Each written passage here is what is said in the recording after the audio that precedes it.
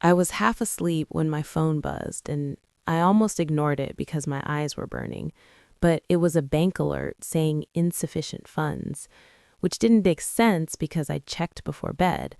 I opened the app thinking it was wrong, refreshed it, and watched the balance drop again by a small amount that still made my stomach flip. I sat up against the wall and felt how cold it was through my shirt. There were three transfers I didn't recognize, all to the same name, my best friend's. One of them from 2 minutes earlier, which meant he was probably still awake. One transfer had a note that said temporary. I stared at that word longer than the amount. My kids shifted in the next room, and I held my phone still so it wouldn't make a sound. I didn't call him. I took screenshots instead, because something in me already knew calling wouldn't fix it. I didn't really sleep after that. I closed my eyes, opened them, checked the time, closed them again. At some point, the sky outside went from black to that dull early morning gray, and I gave up pretending. The first thing I did was open the bank app, which I told myself was stupid because nothing would have changed overnight. But it still felt worse seeing the same wrong number sitting there like it had settled in. I lay there longer than I should have, staring at it, then put the phone face down like that would help. The apartment smelled like old coffee and clean laundry that never made it into drawers. I got my kid dressed mostly on autopilot, nodding when she talked and missing half of it, hoping she wouldn't notice. She asked if we were late, and I said no, even though I hadn't checked the time. After I dropped her at school, I sat in the car with the engine off and scrolled through the transaction history again. I don't know what I thought would be different. Everything still looked normal. No warning messages, no red text, just my account sending money to his, neat and official, like it had always been that way. I tapped into the details and stared at things I barely understand. Routing numbers, confirmation codes, timestamps, they all matched. It was his account. The same one I'd helped him open last year when he said he needed a fresh start. I remembered standing in that bank with him while he joked with the teller, using my address because his mail kept going missing. I remember thinking it wasn't a big deal. I remember thinking it was temporary, which was the same word he used in the transfer note, and that made my stomach tighten in a way I didn't like. I searched my email and found old messages from him asking if he could hold money for me since I'm bad at saving. Reading them back felt different than it had before. I forwarded them to myself without really knowing why. Then I opened the lease and counted the days until rent was due. I checked my kid's school payment on the calendar. I checked the bank balance again like it might correct itself if I caught it at the right moment. My phone buzzed with a text from him saying good morning and asking if I wanted coffee. I stared at it longer than necessary and didn't answer. Instead, I opened my cloud storage and made a new folder with a boring name and started saving screenshots, balances, timestamps, confirmation pages. The signal was bad, so I saved them twice.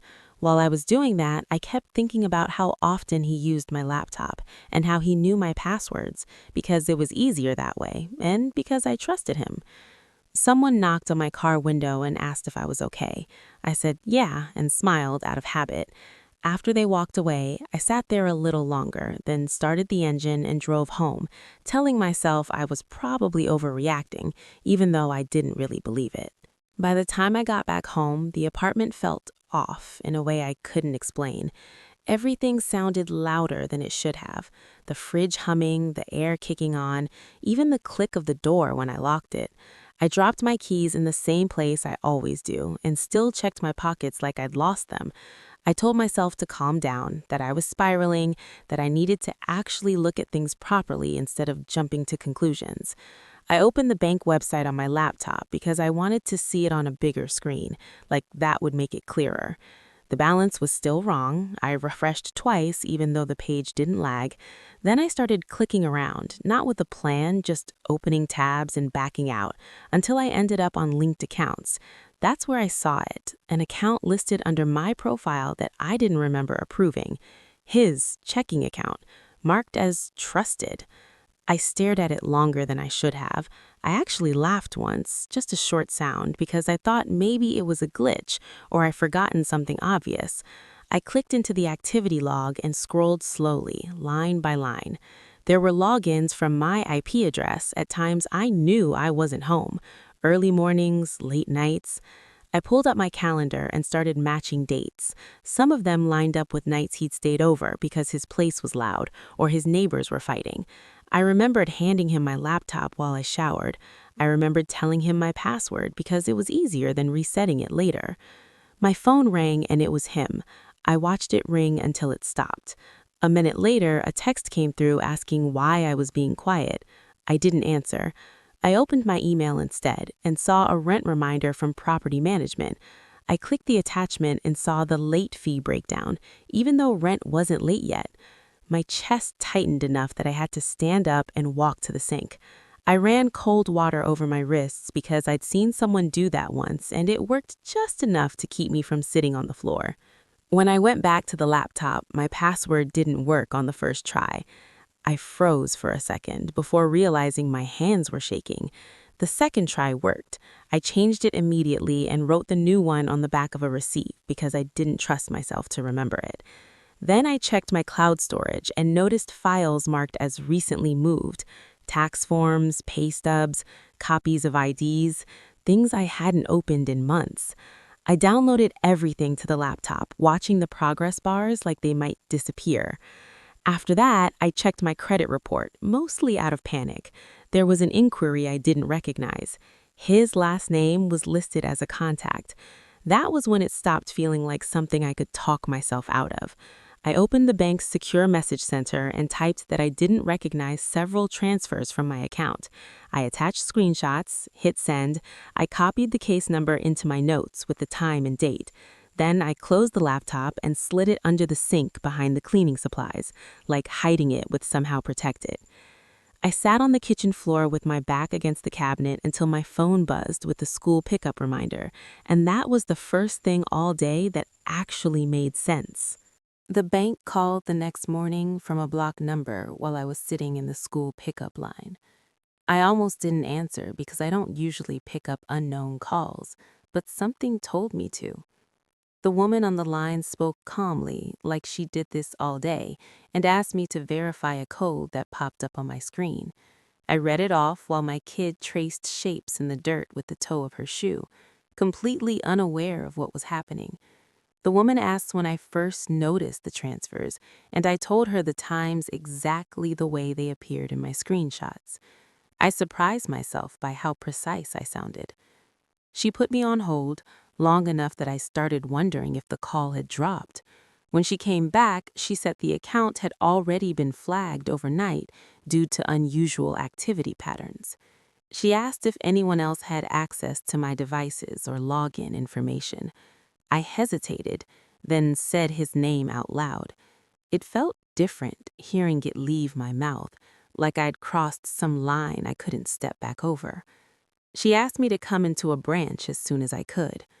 I went straight there after drop-off. I hadn't planned to, but I already had everything printed: statements, emails, screenshots. I slid them across the desk in a neat stack and watched the banker go through them without reacting much.